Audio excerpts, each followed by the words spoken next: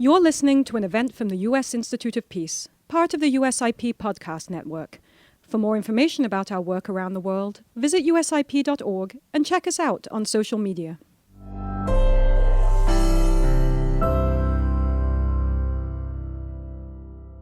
We were established by the U.S. Congress in 1984 as a public, nonpartisan institute dedicated to helping prevent, mitigate, and resolve violent conflict abroad.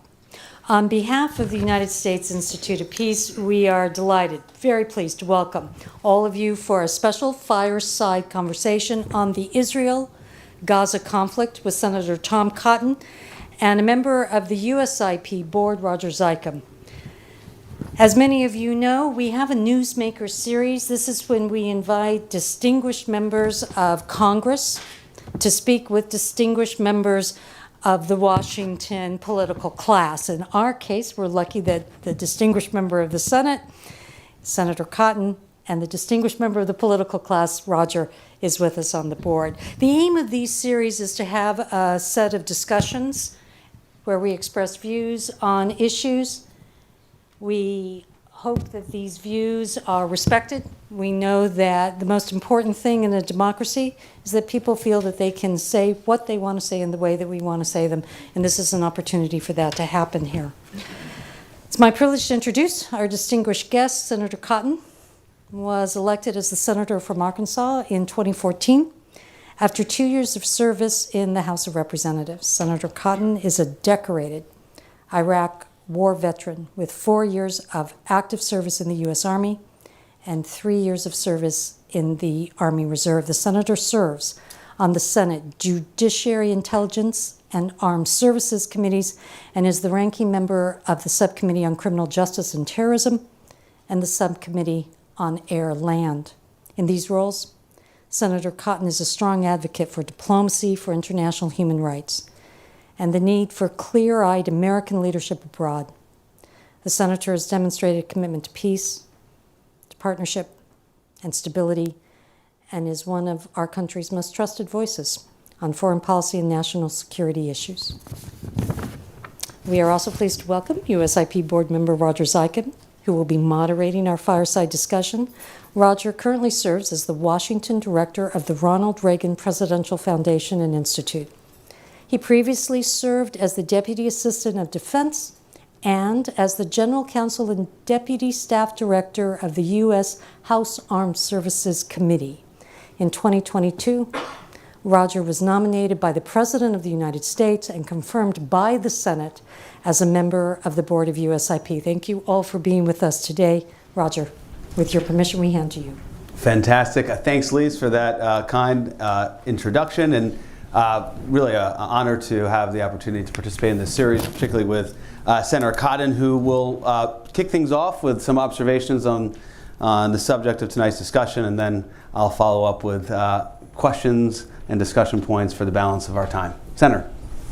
Well, thanks, Roger, for having me here, and thanks to the Institute of Peace. Lise, thank you very much for the kind introduction and for what you do here. It's true that we confirmed Roger to the position here on your board. I knew this was coming. I knew, goodness.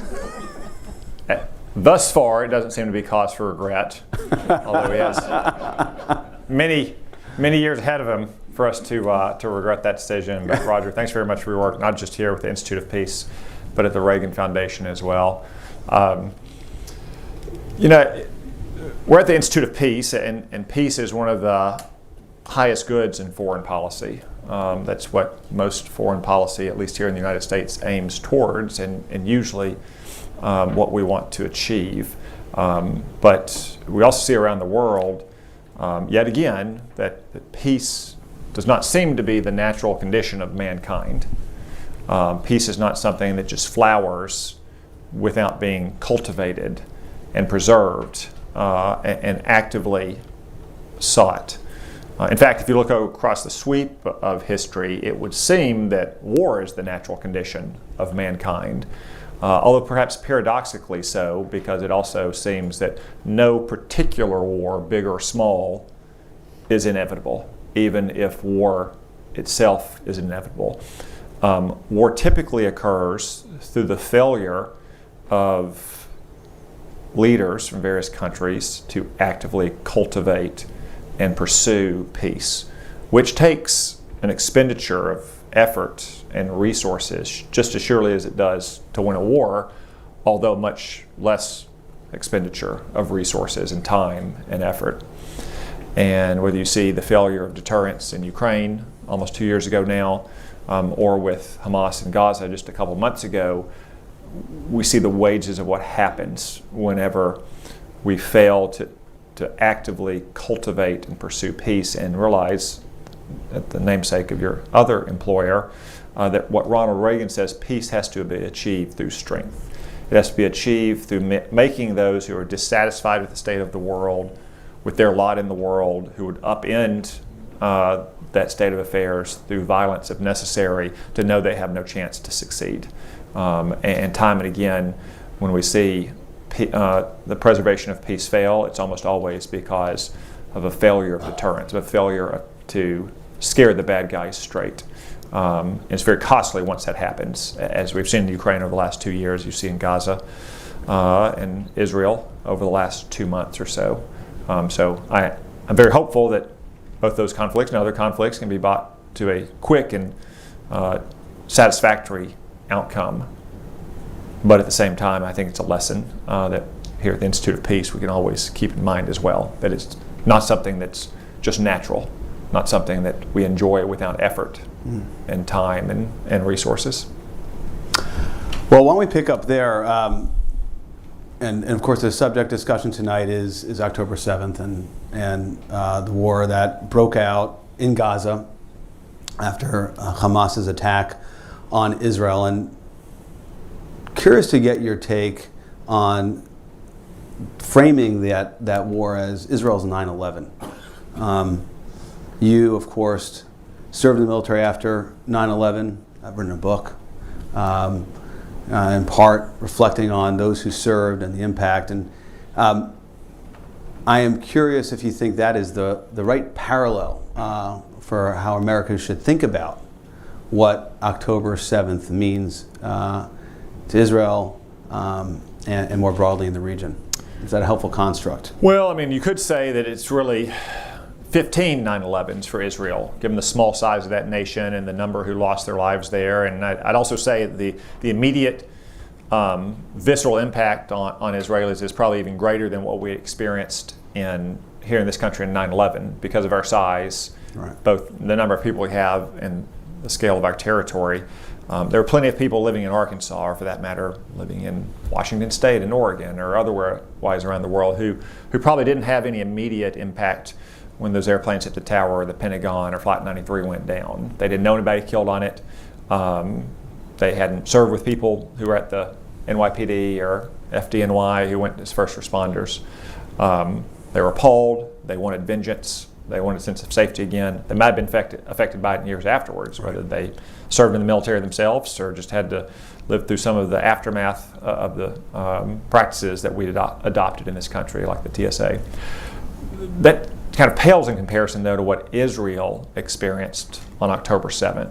Again, because of its small size, both its small population, about 10 million, and geography, also because of its universal military service, there's almost no Israeli probably that wasn't immediately impacted by it, or at most 1 degree removed. If you didn't know someone or weren't related to someone who was murdered or maimed or kidnapped, you probably knew someone who knew someone. And then certainly you knew people who were immediately deployed in the war.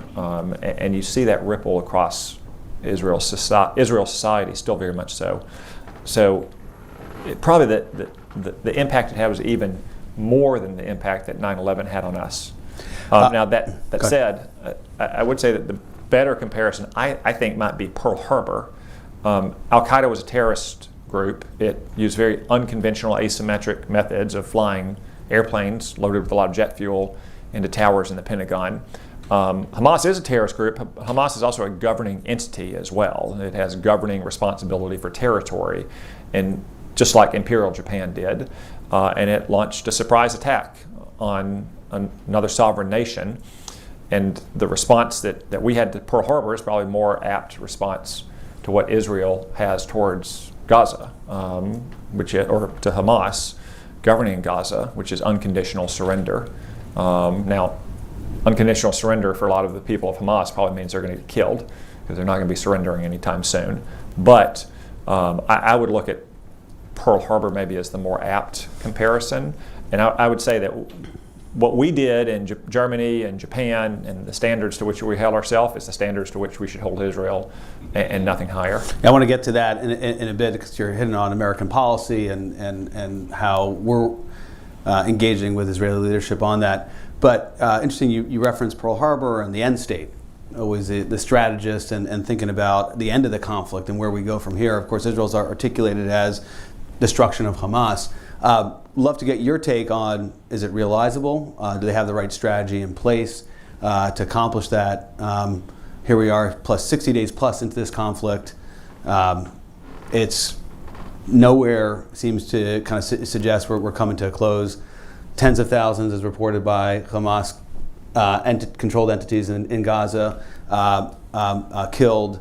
Rockets still being fired from Gaza into sovereign territory in Israel. Given their Israeli IDF objective, do you think it's something that can be achieved? I do. I mean, some people say, oh, Hamas is an idea, an ideology, it can't be defeated. Hamas, as I said, is also a terrorist group and a governing entity. And it has all the hallmarks of a governing entity inside of Gaza. Why do they have this massive tunnel network? Why do you not see that elsewhere in the world? It's because elsewhere terrorist groups don't control the territory. They don't actually have sovereign control over it. They're not able to tunnel in hundreds of kilometers underneath their territory to protect themselves from retaliatory attacks. So Hamas can absolutely be destroyed as a governing entity and as a militant group. You know, its leaders can be killed or captured, its fighters can be killed or captured, its weapon caches can be destroyed, its tunnels can be flooded or destroyed. It absolutely can be destroyed. And I think Israel is on pace to doing that. You know, going back to the 9/11 analogy, which of course is a great intelligence failure. You have the 9/11 Commission, others, Silverman Rod report in the United States studied that deeply because it missed the intel. Reporting, you're of course on the Intelligence Committee, but public reporting suggests that Israeli intelligence entities anticipated this, filed a report, knew this was coming. The policy or political leadership missed it, didn't pay attention to it. Are you surprised that Israel and with their technological prowess, their military prowess, missed something that clearly presented a huge threat, not just to their military, but to their people? Well, I will say it was a failure. The government of Israel has acknowledged that as well. And they promised that there'll be a full accounting for that after the war is over, something that's commonplace in Israel, maybe less so than in many Western democracies. So I don't want to prejudge all the particular details about what that might ultimately find. I'll give some observations, though, just kind of common sense observations and not classified information that we've been briefed on or anything. As is often the case, I think part of the failure is going to be a failure of human intelligence, a failure to maintain the kind of network of agents inside of Gaza and inside Hamas that could alert Israel that certain factions inside of Hamas were taking very careful, deliberate steps to avoid electronic surveillance and detection, and they were up to no good. That is the case with many intelligence failures throughout history, and especially throughout modern history, and it seems to be accelerating in our lifetime. Is that you have voices that sit comfortably in places like Washington and say like, oh, well, we don't need to go to all the risk and all the danger and the potential for failure, failure to actually produce any intelligence, to develop spies in other countries. Like we can rely on whiz-bang technology, sitting in front of a computer in Washington, D.C. And that's true, you can do that for some things, and that's important. And there's some things that intelligence collection is very good at without human intelligence. I mean, there's only so long you can hide a satellite, or so long that you can hide, naval ships or missile sites. Electronic surveillance, satellite surveillance, very good for those things. But it's less good for the plans of what the bad guys are up to. There's a reason why intelligence professionals always say, like, oh, plans and intentions of leaders are the hardest thing to get. It's like, yeah, they make it very hard to get it. Like Vladimir Putin is not on his iPhone. He's not on the computer. He's not on a computer. He's not surfing the web. The way he and others like him communicate make it very hard to have any clear insight into what they're thinking. However, you can oftentimes, especially for leaders of nation states, maybe not terrorist groups, you can often infer their plans fairly enough based on what they say publicly and what they commit their national resources to. So that's one thing. I think a failure of human intelligence and over-reliance, which our country is often guilty of as well, is technical or electronic surveillance and intelligence. A second failure, and again, this is a very common feature as well of intelligence failures, seems to be a failure of imagination. Right. You look at Yahya Sinwar, a man who has no doubt been plotting something like this for years, probably since he got out of that Israeli jail, maybe since he was put into the Israeli jail. In a sense, in some parts of Israeli society that maybe Hamas had moderated, maybe Hamas wanted to become a responsible governing authority in Gaza, or at least it was sufficiently deterred and it didn't want to risk the kind of punishing retaliatory war that Israel has launched now. It's the same failure you see with the Biden administration and their views on Iran and all of Iran's proxies. The idea, as it's sometimes called in the intelligent world, of mirror imaging, that these people want exactly what we want, they're exactly like we are. Maybe they're just misguided or even misunderstood. That's not the case. I mean, we should believe what they say, especially when they commit a lot of resources to it. I was in a Senate hearing recently and someone said, I wonder what the Houthis want. And my response was, well, their flag says death to Israel and death to Jews. Maybe we should take that seriously. So I think a failure of imagination about exactly what the bad guys are up to is probably at work here as well. And again, it's common throughout history. It's the way Western leaders underestimated the ambitions not only of Adolf Hitler but also of the Kaiser before World War I. Just to press the point out, and then I want to definitely go to Iran. We can't have Senator Khan here without commenting on Iran here. But there was this notion of, I think, containment, that we could contain, that Israel could contain Hamas. And then you look what was going on geopolitically in the region. It was the Abraham Accords, right? And let's focus on what I think Prime Minister Netanyahu viewed as the existential threat to Tehran. That was seems to be a blind spot, but almost it was just got the strategy wrong, right? That this was some sort of a challenge that didn't need tending to, and clearly part of the tragedy since October 7th is that Likud leadership, frankly, took its eye off the ball. I'd love to get your reaction to that, and then talk about the resilience of the Abraham Accords, because you were quite involved and supportive of the Abraham Accords. And here we are 60 plus days into this conflict, and I'm curious to get your take, given all the tensions, regional, international, the diplomatic challenges, whether you see that framework holding in this environment. I do see the Abraham Accords holding, and I do think at some point the momentum behind an expansion of them to other Arab nations will continue as well. The same strategic imperatives and logic that was driving that drove it back in 2019 and 2020 are still there, despite Hamas's atrocities against Israel. In some cases, you might say that's even more there. Furthermore, it's not like any of these Arab nations have any sympathy for Hamas.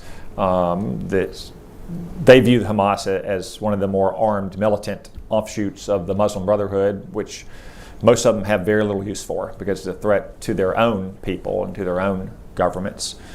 So I do think the Abraham Accords, even if it doesn't happen on the time that one might have expected on October 6th, will remain solid, and they'll continue to grow as well. I do think that one of the reasons this attack happened on October 7th is because the Ayatollahs in Tehran were worried about that momentum, and they wanted to take steps to forestall it. That may not be the only reason. That may not be the main reason. I think time will tell as probably more Hamas leaders are captured and interrogated. And you're referencing the possibility of a Saudi-Israel deal, and that was... Most particularly, yes. Yeah. Most particularly, but not just that, but most particularly. again, as time will probably tell, and we'll get more insight into exactly what Hamas, the key decision makers inside of Hamas decided, like, why did this happen on October 7th? Why didn't it happen last February? Why didn't it wait until next June or what have you? I do think that the momentum behind the Abraham's Accord was one reason. I mean, I think the 50th anniversary of the Yom Kippur War was another reason.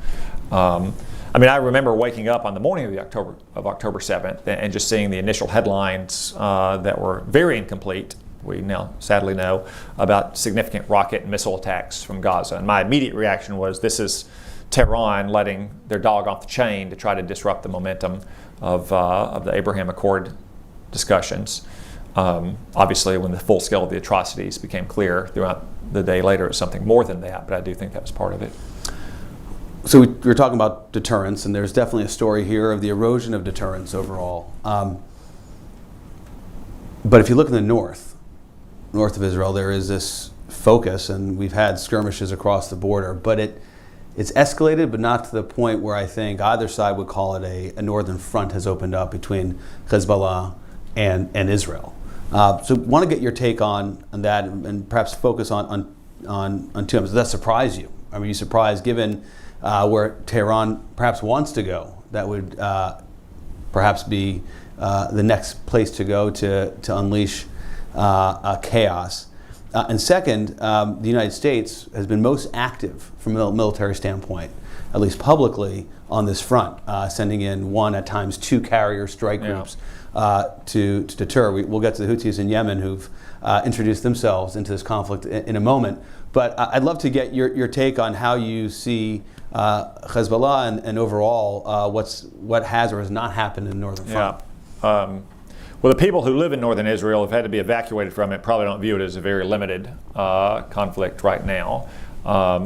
And I think there's a big question whether any Israeli government in the future, whether it's from the far left to the far right, can accept a world in which Jews are not welcome to live on the northern border of Israel, or for that matter on the southern border of Israel. I mean, that in a way kind of cedes one of the key points of Zionism, that Jews should be able to live safely in their homeland and not just in Tel Aviv or Haifa, but in Sderot or in northern Israel as well.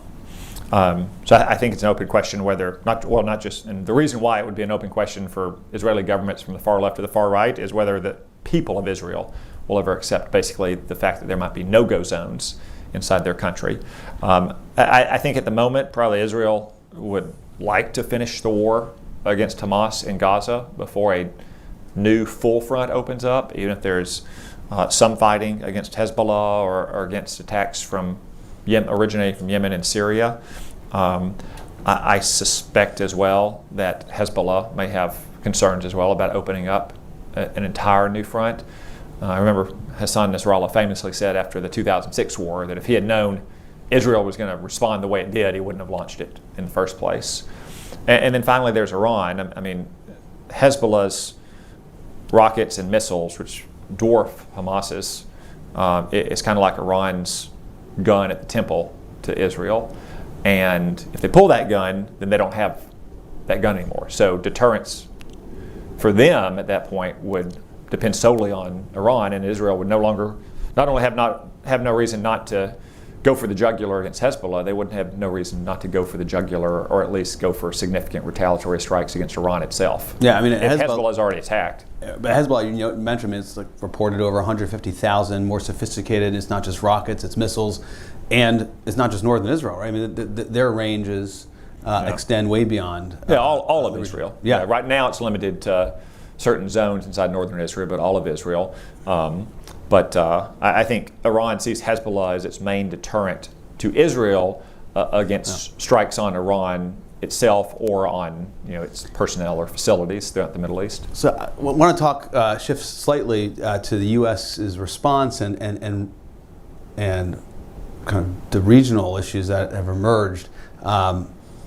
To date, reporting 78 attacks on U.S. forces from October 17, 60 U.S. servicemen injured, either Iraq or Syria.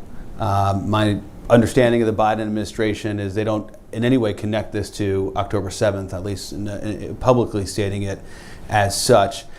You were on Fox News Sunday not too long ago calling for a quote-unquote massive retaliation and would target the Iranians who are operating in Iraq and Syria.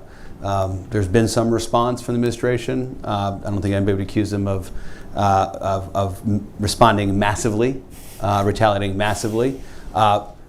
Give me your take on how you would address this and the nexus, if at all, between the targeting of U.S. forces by these, some at least, Iranian proxies on U.S. forces in Iraq and in Syria. Well, I mean, I think it goes without saying that Iran is not scared of the United States. You know, their leaders are not scared of Joe Biden. And I just want to make this point. That's not, you know, policy argument. That's not partisan jousting. That's not an opinion. That is a fact. We have responded to their attacks on several occasions only to have more attacks. That's by definition the failure of deterrence. And we just saw it again this weekend, escalating even further, now attacks directly on our embassy compound in Baghdad. Right. And I think your question may be a little dated, because I think it's a lot more than 78 attacks since October 7th, to go along with the 80 attacks from the time the president took office to up till October 7th. Iran has had a proxy strategy for over 30 years now. They've built up, in some cases created, and funded and trained and armed and equipped groups like Hamas and Palestinian Islamic Jihad and Hezbollah and the Houthis in Yemen and paramilitary groups in Iraq and Syria. Those groups attack Americans. When we don't respond, it's really bad, but when we respond only by striking proxies, especially empty proxy warehouses, all we do is validate Iran's proxy strategy. Like when we blow up a weapons cache of a paramilitary group in Syria, in Tehran, they're high-fiving. Like, see, it works. They're not going to hold us accountable for all this. When we all know, and even senior administration officials admit publicly and on the record, that Iran is accountable for all these attacks. So if you want the attacks to stop, you have to attack something that Iran holds dear itself. Like President Trump did when he killed Iran's terrorist mastermind, Qasem Soleimani, in Iraq in 2020. Or maybe a more apt analogy is what Ronald Reagan did in 1986 after Libyan-backed terrorists blew up a nightclub in Berlin frequented by American service members. He almost killed Muammar Gaddafi and blew up much of their military infrastructure in Libya. Or maybe most apt is what Ronald Reagan did in the tanker wars in 1987 and 1988. Iran was, part of its war with Iraq was mining the Persian Gulf. That was causing big problems for lots of reasons. We flagged tankers with American flags, which we almost never do, so our Navy could escort them. Ultimately, one of those tankers hit an Iranian mine. Reagan blew up a couple of oil platforms. The next day, he walked just a couple blocks from here. He walked out to Marine One on the South Lawn. Reporter said, "Are we at war with Iran now?" And he said, "No, we're not at war with Iran. They wouldn't be stupid enough to go to war with us." And he basically was right about that. But about 6 months later, I guess they'd forgotten the message. One of their mines blew up an actual American naval vessel, and then he sank half of their Navy. And then they stopped mining the Persian Gulf. And in fact, just like 6 months later, the Iran-Iraq war was over because they were afraid that what Ronald Reagan would do next, maybe side fully with Iraq in that war. So if you want the attacks on our troops to stop, if you want to prevent a mass casualty attack, which I'm afraid is going to happen soon, you have to take firm and decisive action against what Iran holds most dear.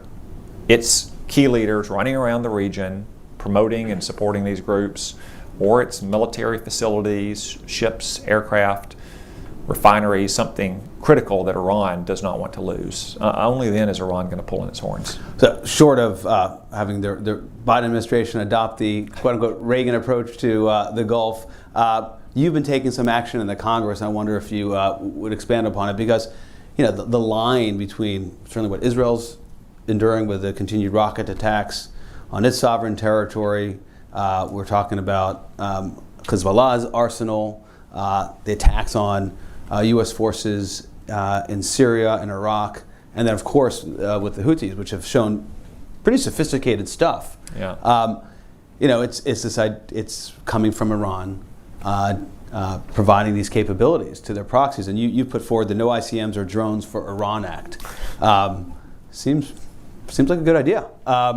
Give us a sense of the prospect of that, and of course is tied, I think, to what lapsed in terms of Iran-related sanctions and came out of the JCPOA. Well, don't forget that those Iranian missiles and drones are also going to Russia to attack innocent civilians in Ukraine as well. It is, October, I think it was October 18th, round about then, that another deadline from the failed Iran nuclear deal passed, and it was the sunsetting of international multilateral sanctions on Iran's missile program. So imagine that, like 11 days after the attack by Hamas in Israel, we allowed sanctions on Iran's missile programs to expire. Again, just because President Biden and those around him, who are those same people around Barack Obama, are so invested in the failed Iran nuclear deal. It's just one example of how there really has not been a single bit of change in our Iran policy from October 6th. It's like the attack never happened as it relates to Iran and how we're interacting with Iran and our policy towards the country. We've got a couple more minutes here and want to hit on two more items. First, going back to U.S. policy as it relates to Israel, we recently had Secretary of Defense speak at the Reagan National Defense Forum, and his comments were bookended in terms as it relates to the Gaza war, with strong support for Israel on both ends. But in between, you had a lot of language in terms of U.S. And his role in speaking to Israelis, pressing the Israelis, those are his words, to protect civilians and to ensure the robust flow of humanitarian aid. He said, quote, "I have personally pushed Israeli leaders to avoid civilian casualties and to shun irresponsible rhetoric and to prevent violence by settlers in West Bank and to dramatically expand access to humanitarian aid." He was celebrated in some corners for that language, and then criticized in others for being kind of making public the sorts of feedback that you would expect allies to give to one another, behind closed doors. What's your view in terms of what Israel has done vis-a-vis protecting civilians as it carries out its campaign to destroy Hamas? I mean, count me as a critic of Secretary Austin's statement there. The last thing Israel needs is patronizing lectures about the laws of war or civilian casualties. Israel goes far above and beyond its requirements under the laws of war to try to minimize civilian casualties. That's hard to do when Hamas is hiding in hospitals and schools and residential areas. It's hard to do when they're holding hostages so they won't be attacked. I mean, Hamas is to blame for civilian casualties because they didn't just commit war crimes on October 7th, they continue to commit them every single day, in addition to firing rockets and missiles indiscriminately into Israel. And I would just go back again to what I said, that October 7th is more akin to Pearl Harbor.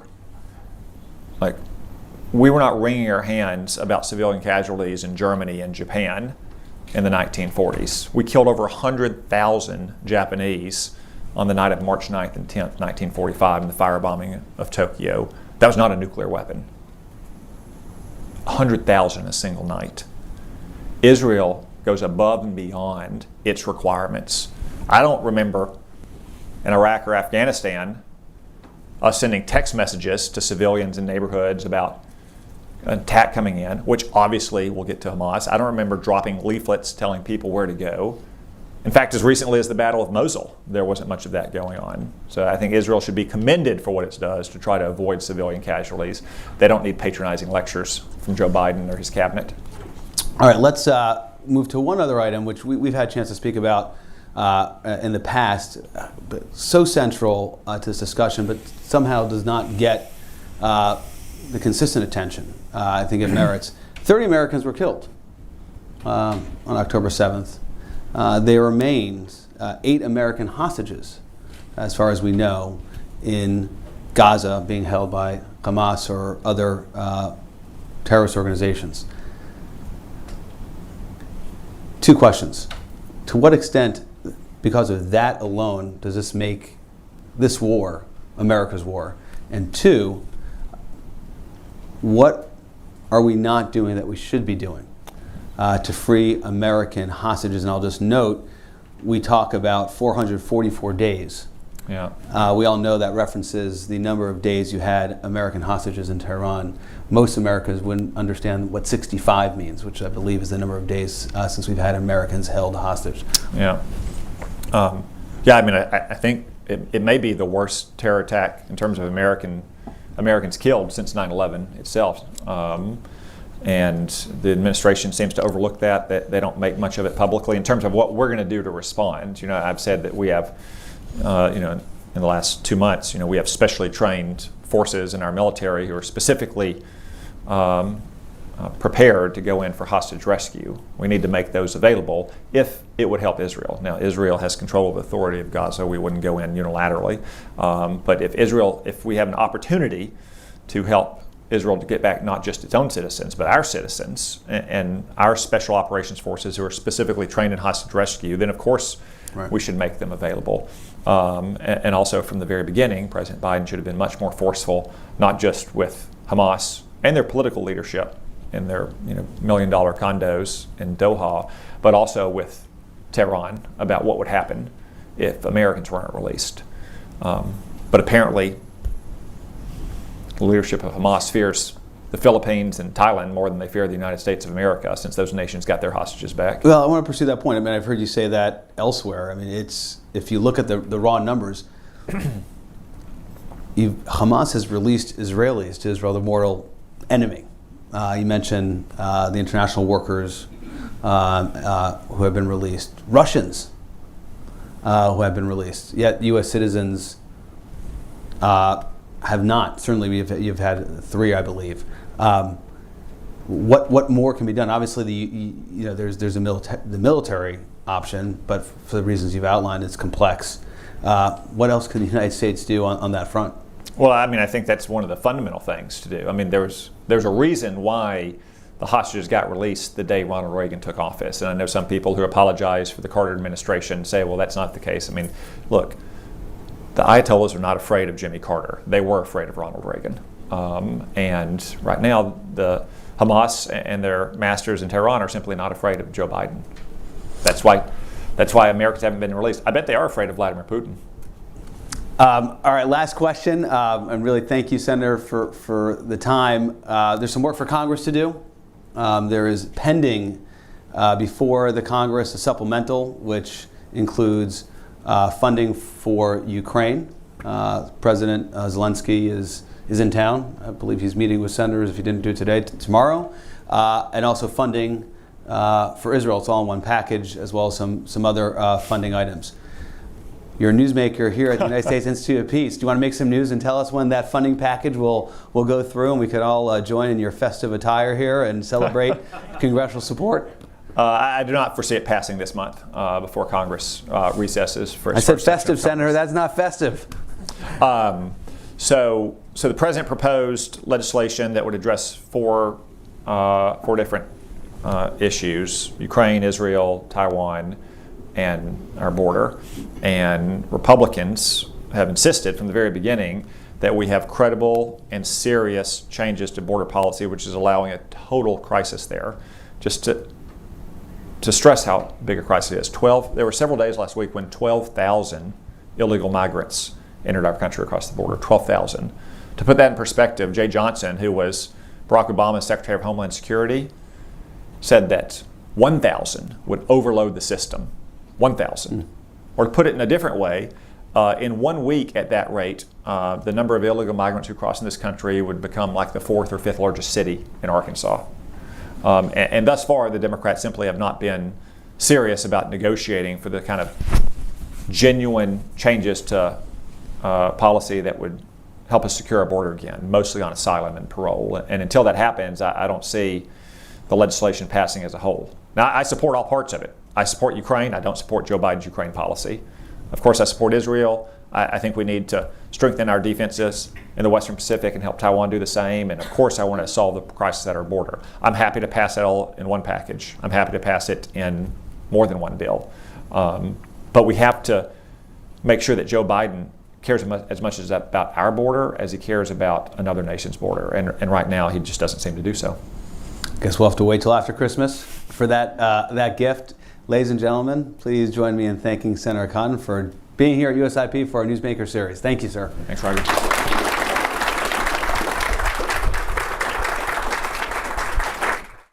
Thank you for listening to this event. If you'd like to listen to more events or explore our other podcasts, visit usip.org/podcasts.